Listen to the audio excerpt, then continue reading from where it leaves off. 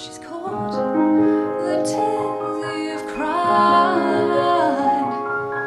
Like the tide, you must rise again. The song has many levels. On the very deepest level, it's the relationship between a person and something more.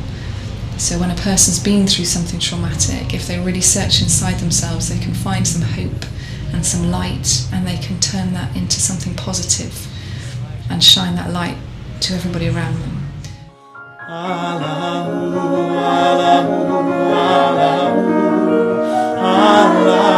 Yeah, the amazing thing about music is that it transcends language, so it's a way for us to communicate with each other across the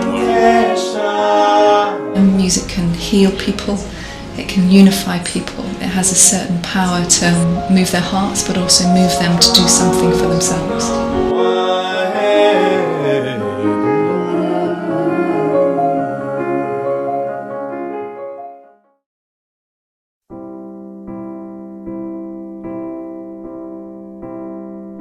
Let me take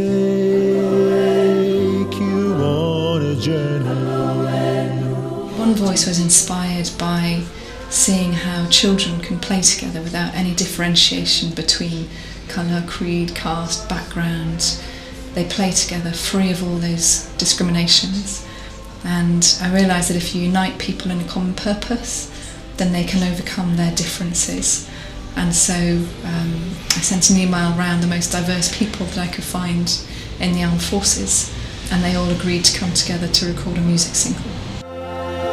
Gather around, let us bathe here in their silence. A peaceful heart knows love without bounds.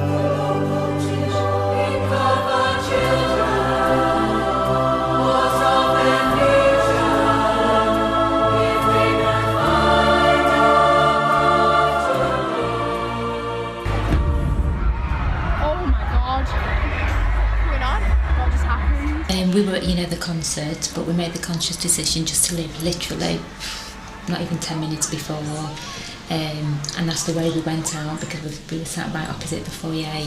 It was through the foyer to the car park. And then we heard the bang. The attack took place at the MEN in Manchester. It made the work that we were doing far more profound, far more real. It hit home to all of the families and the children that were involved, that what we were doing was actually really important.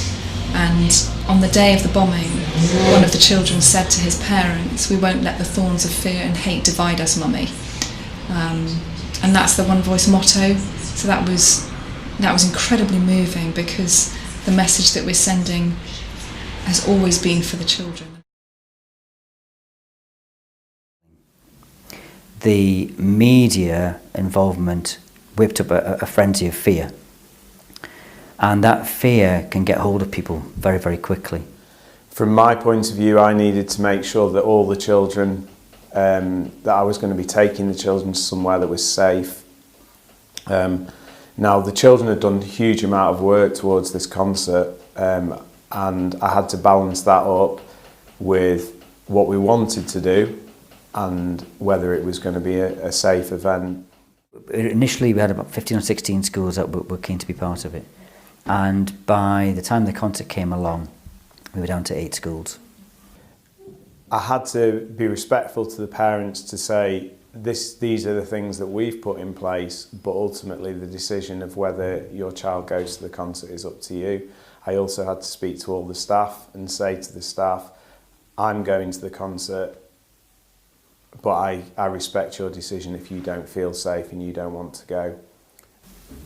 And the body of work that began was very diverse, but all with the same message. And that message was about understanding that no matter what your faith, that we could be brought together and be united as people. And we chose the Bridgewater Hall because it's just a stunning venue, and so many children from the less affluent backgrounds would never have had an opportunity to perform there on that stage. So we wanted to give children an incredible opportunity whilst bringing them together.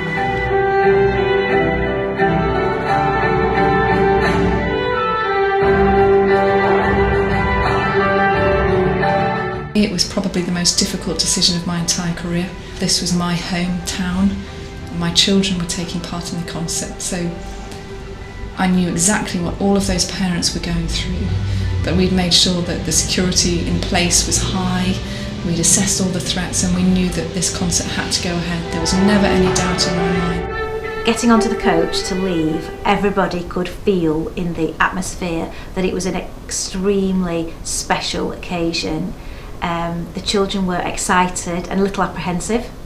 The Bridgewater Hall was a place that maybe a number of children had been to, but wouldn't have ever thought of performing on the stage. They were excited to know that other schools would be there. But then there was also an additional element to this because we'd invited a number of dignitaries, and we had to ensure that those people were also safe. So many of you here at this incredibly special One Voice concert. Well, quite a few of my friends were dropping out and they were saying, "Oh, I can't go into Manchester, it's too dangerous, I'm not doing that again." And they were like, "Freya, why are you going? You'd be the last person I'd think to go." But it was such an honour and privilege to be asked, or even just to go and sing for those people. It meant a lot. And to prove to Manchester that, we shouldn't let fear stop us from going out and doing things.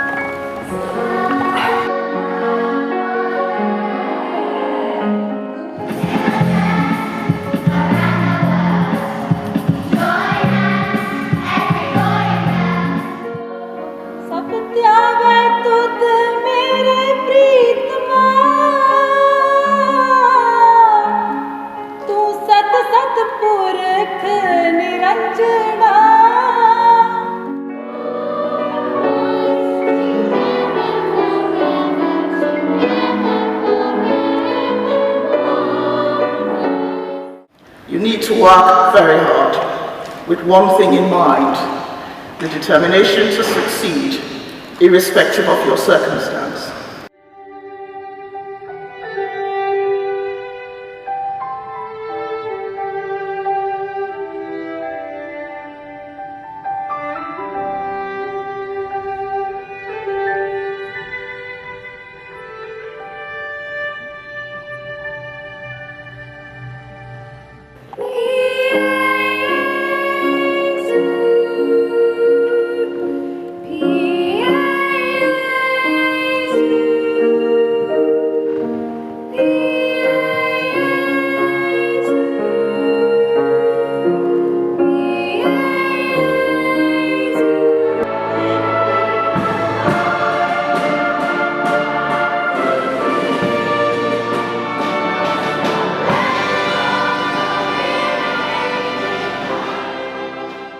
It was just a magical, wonderful day. So my decision was, would I do it again? I'd take every precaution, but I would certainly want to be there. The main message was to dispel the myth of how our children community might perceive other faiths. It demystified some of the faith practice, and having so many different families from so many different faiths in the same room at the same time, I think enabled a level of engagement we wouldn't have had previously. I found an article on a girl called Freya Lewis, who had been metres away from the bomber at the MEN, was in hospital for 6 weeks, and then ran the Great North Run and raised over £40,000 for Manchester Children's Hospital. So I wanted to bring all these children together and produce something that would move hearts and would heal them to a point.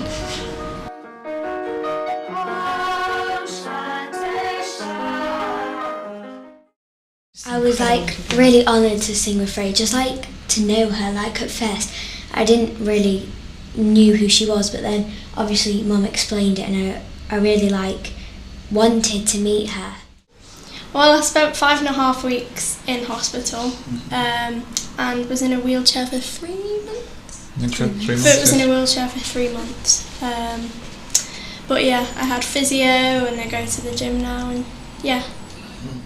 Obviously she went through a much worse procedure, but we kind of went through similar experiences and it just meant a lot.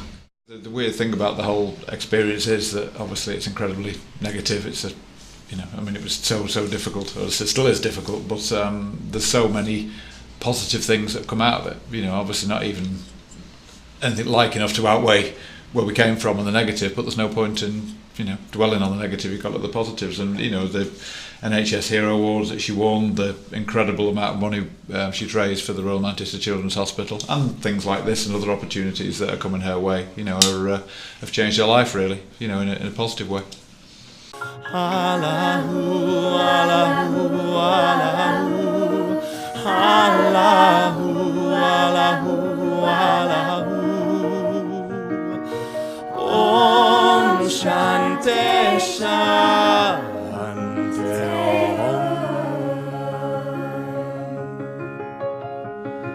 Om Sat Nam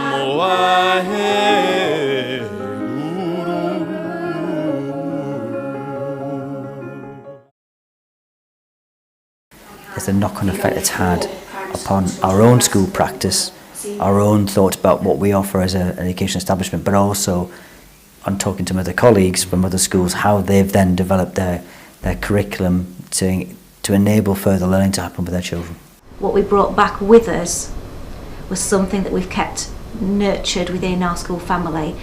When we spoke to the children about One Voice and what we wanted to do as part of our project, and again, the idea was that every school would follow its own path within the broad project work, it came through that the children recognised the need for a spiritual place to be. Peace was a very strong theme that came through with the songs that they were learning, and the idea of a peace garden evolved. Heart represents love, so if we put it all if we put all the stones in, it shows that we're stronger together.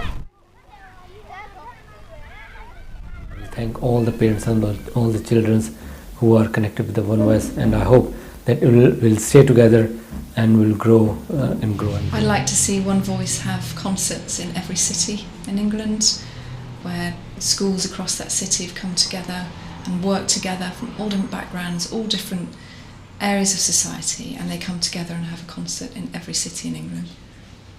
That would be my wish.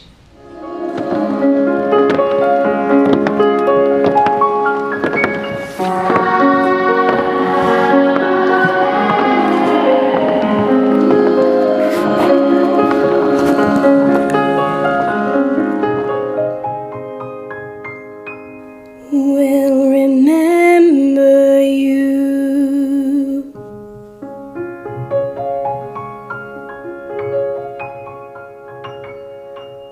Hear the ocean sigh. She's caught the tears you've cried. Like the tide, you must rise.